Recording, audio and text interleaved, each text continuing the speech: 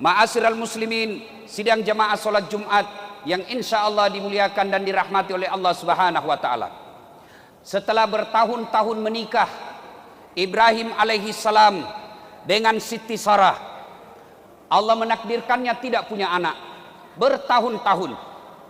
Kemudian Siti Sarah mengusulkan kepada suaminya, "Bang, Anda kan nabi dan rasul, perlu ada ahli waris, perlu ada yang meneruskan perjuanganmu sebagai nabi. Saya tidak bisa memberikanmu keturunan, silahkan kau kawin lagi." Allahu Akbar. Perempuan seperti ini sudah tidak ada. Mak bene si memang, kau menikah lagi supaya kau punya anak. Ibrahim alaihissalam berkata, "Saya tidak mau. Kalau takdirku seperti ini, saya ikhlas menerimanya." Didesak-desak terus, "Kau menikah lagi agar kau punya turunan." Akhirnya Ibrahim alaihissalam berkata, "Ya baiklah kalau begitu. Siapa yang saya nikahi?"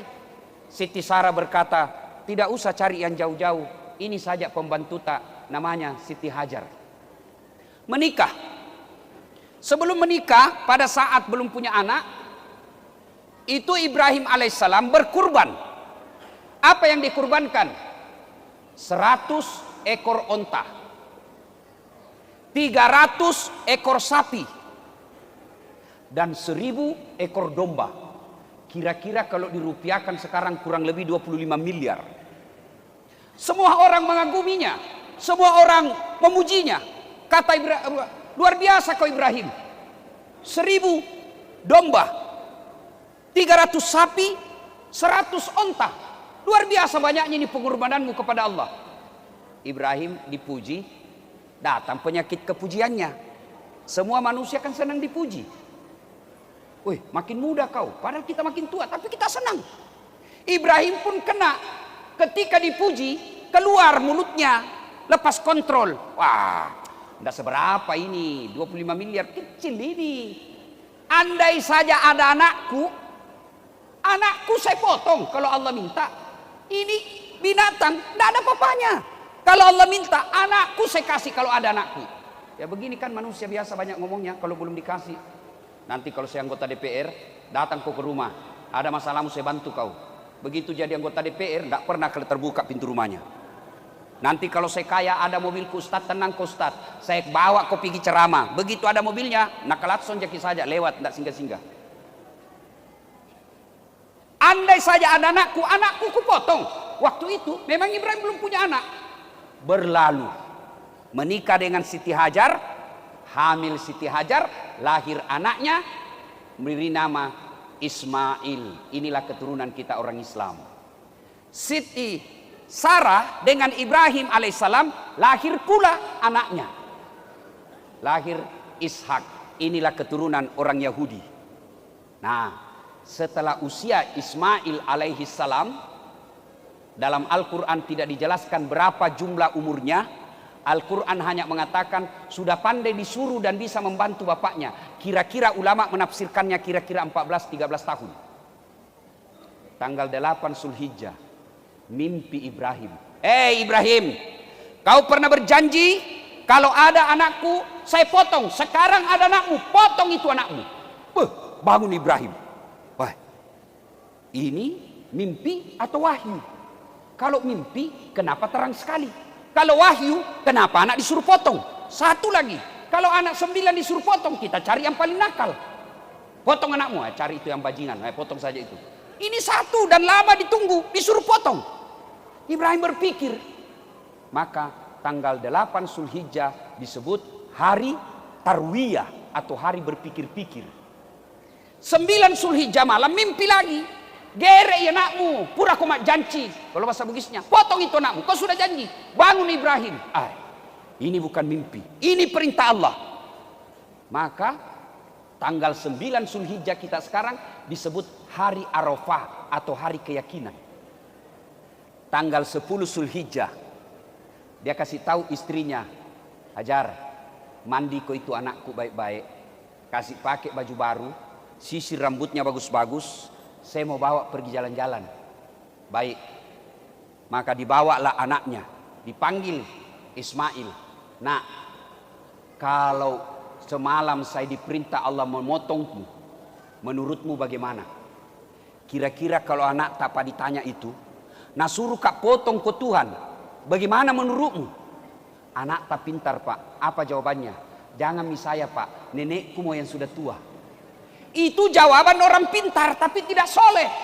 Itu jawaban orang pintar tapi tidak soleh. Tapi apa jawaban Ismail alaihissalam? Nah, saya disuruh potong kamu. Menurutmu bagaimana? Apa jawaban Ismail alaihissalam? Laksanakan pak, jangan ragu.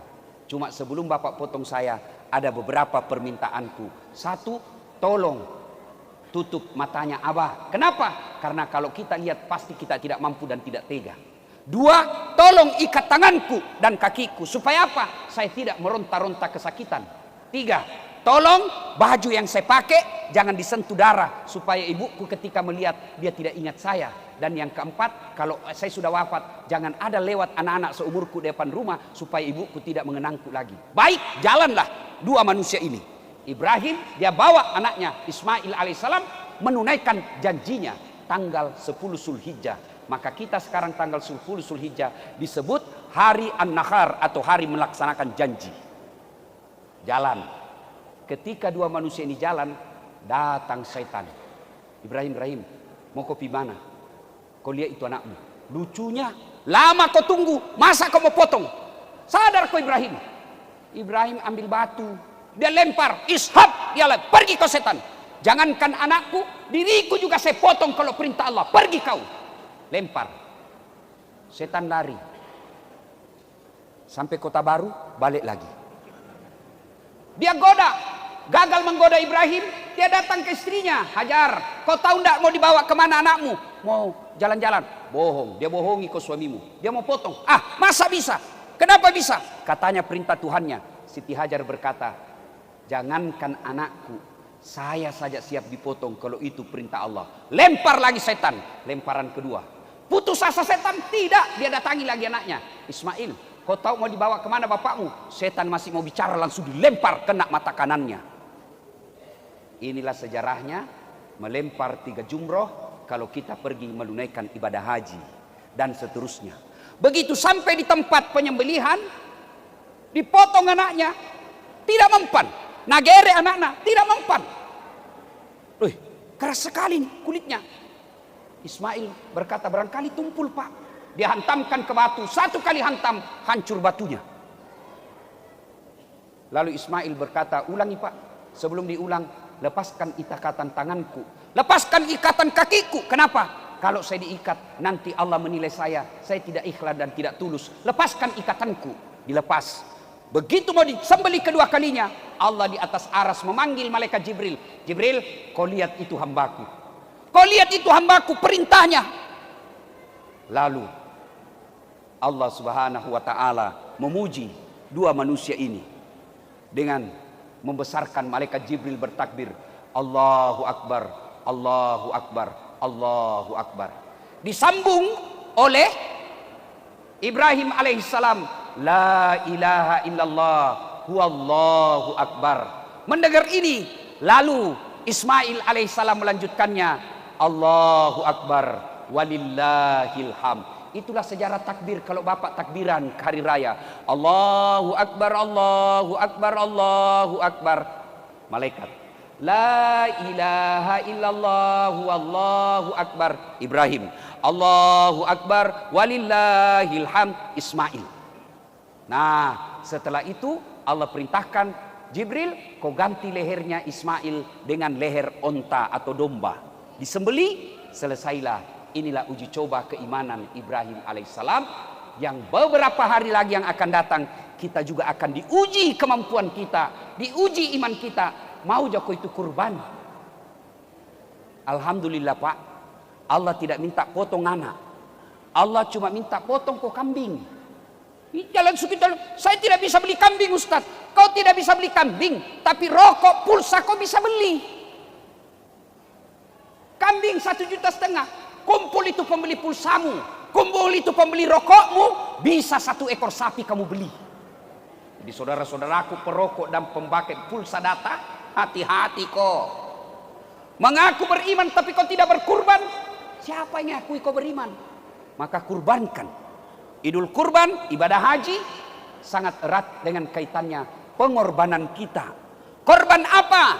Mari korbankan waktu. Allah minta korbankan waktumu ketika hari Jumat. Tinggalkan tambangmu, tinggalkan kebunmu, tinggalkan niagamu. Kau datang berkurban. Saya cuma minta kurban waktuku sedikit 10 menit. Kalian yang punya harta, kurbankan. Dan berkurbannya jangan cari sapi yang sakit. Syaratnya sehat, cukup umur, tidak cacat. Biasanya kita kan, sudahlah, daripada hilang saja, potong itu tidak ikhlas. Mari saudaraku, sambut Idul Kurban sebelum waktu habis. Sapi 1 ekor, mari. Bapak mampu patungan beli motor, mampu patungan beli mobil, mampu menyicil. Tapi kenapa kurban kita tidak mampu? Itu karena setan berhasil menggoda kita. Begitu bapak mau beli sapi, datang istri. Sok kaya kamu. Itu tadi Siti Hajar digodakan sama iblis. Suaminya mau berkurban, datang istrinya. Sok kaya. Apa kau mau beli sapi? Sudahlah, jangan kau beli sapi. Belikan itu motor anakmu dia pakai kuliah. Setan. Orang tua berhasil menyelamatkan dirinya dari godaan setan. Anak lagi masuk. Apa pak? Tidak usahlah beli sapi. Sudahlah, belikan saja saya ini laptop supaya saya bisa pakai. Itu semua godaan setan. Maka belajar dari kisah sederhana yang kita sering dengar ini. Hampir tiap tahun kita dengar sisi cerita kurban ini. Tapi kenapa belum mampu kita berkurban? Tapi saudaraku, anggaplah memang kita tidak mampu. Handphone kita tidak punya, motor pun tidak punya. Jangan kecewa dan putus asa. Kenapa? Karena Nabi telah mengorbankan kita bagi umatnya semua. Yang jadi masalah dan disindir dalam ceramah ini adalah mereka yang sudah mampu tapi tidak mau berkurban. Semoga Allah Subhanahu wa taala memberikan kemampuan kepada kita lahir dan batin. Memberikan kemampuan kita fisik, iman dan keyakinan. Supaya hari-hari yang akan datang sebelum masuk Idul Kurban kita sudah minimal punya sapi untuk kita korbankan. Sapi dagingnya, darahnya tidak sampai kepada Allah. Tapi apa yang sampai? Iman kita yang mau berkurban, bersusah payah mengumpulkan harta untuk mengikuti perintah agama Allah. Semoga ada manfaat, lebih dan kurangnya mohon dimaafkan. Barakallahu li wa lakum wa izza'il mu'minin innahu huwal ghafurur rahim.